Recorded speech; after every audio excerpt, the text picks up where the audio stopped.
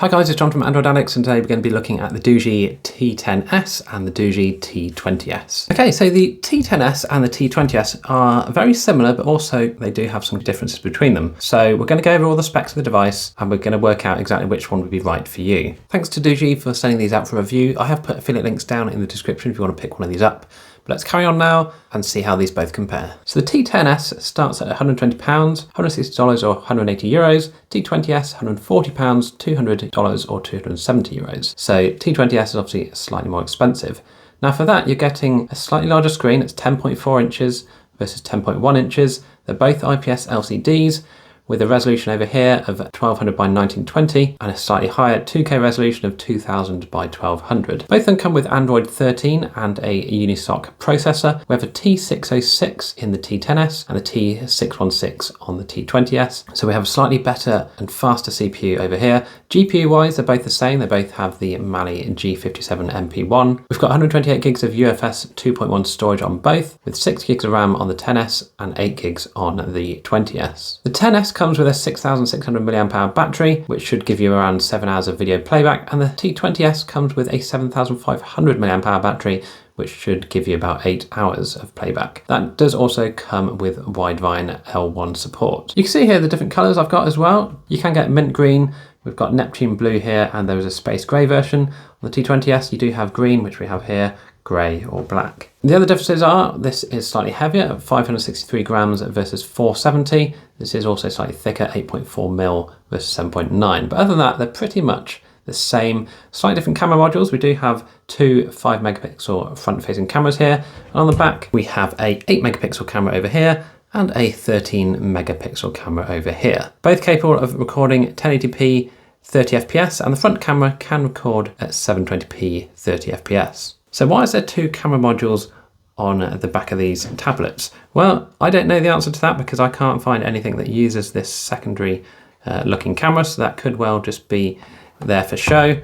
Same on the T20S, I can't find anything that is actually utilising this camera. So if you do find out what that is, let me know down below in the comments. But we do obviously have an LED flash on both. Quick look around the device, the T10S here. Nothing too exciting here on the right hand side, except for the SIM card tray and micro SD card slot to support up to 1 terabyte of storage. On the top of the device, we have the power button and the volume button, along with the USB-C charging port. And on the sort of side or bottom of the device here, we have the dual stereo facing speakers. Now on the T20S, it's a slightly different layout. We have the power and volume rocker on this side here, and flip over to the other side, we have a microphone. We have the pogo pins here, which is allowing you to connect up to a keyboard case, which is sold separately. On the bottom of the device, we do have a USB-C charging port and a speaker here, along with the SIM card tray, which does also support micro SD. And on the other side, we have the other speaker. Now the T20S does support high-res audio, so it'll be interesting to see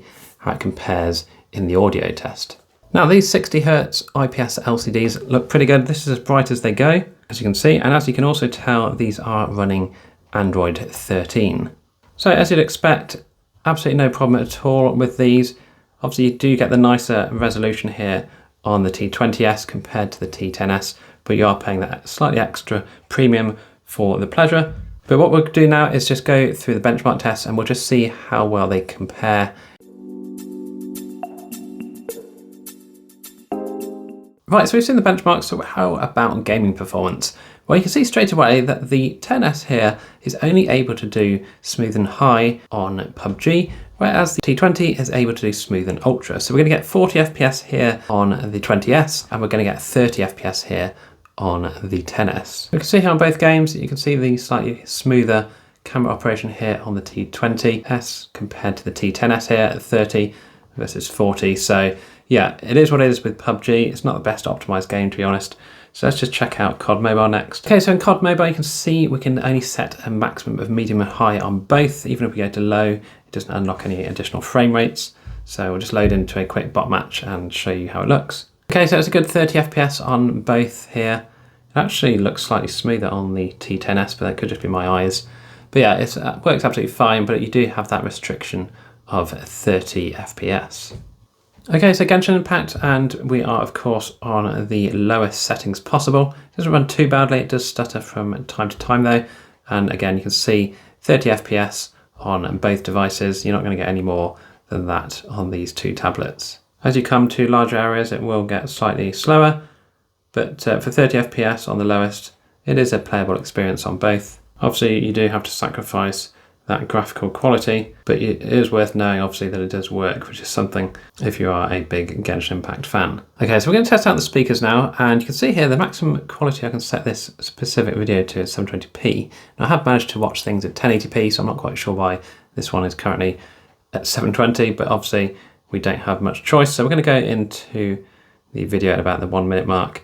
Have a listen to the speakers. Don't forget this one has got the speakers on the bottom, so sort of downwards facing or downwards firing speakers. So let's have a listen, and then we'll listen to the T20S and see how that compares.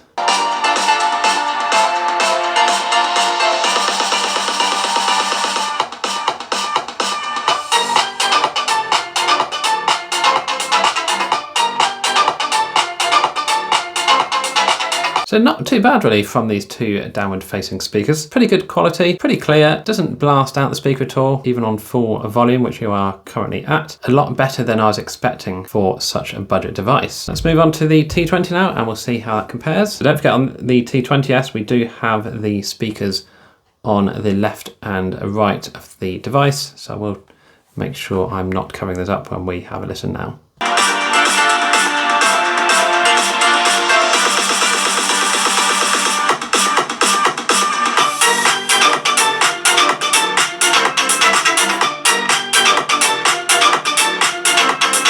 So it definitely sounds a bit louder than the T10S. Wouldn't say the quality is any better particularly, but it's definitely louder.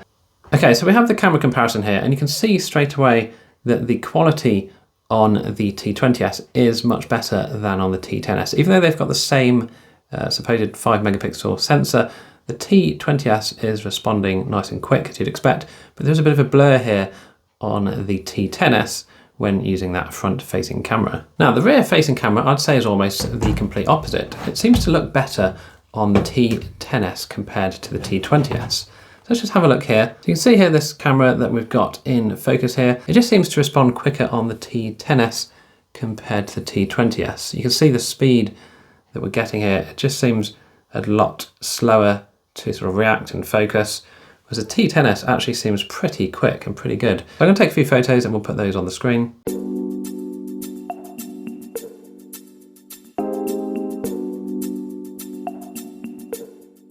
Personally, I do prefer the T20S's screen. It does seem to do whites better than the T10S, but obviously you be the judge of that.